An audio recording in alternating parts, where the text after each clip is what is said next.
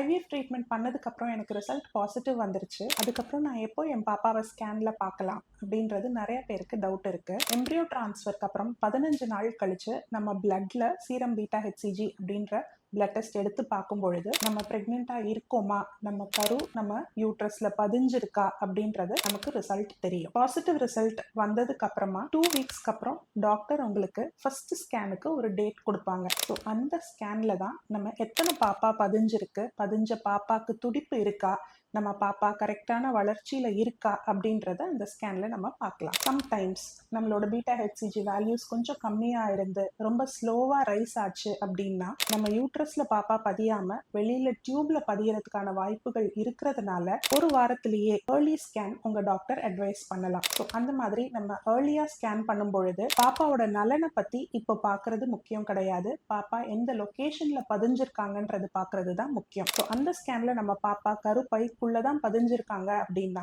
திருப்பி ஒரு 10 days கழிச்சு பாக்குற ஸ்கேன்ல துடிப்பையோ வளர்ச்சியையோ பார்த்துக்கலாம்.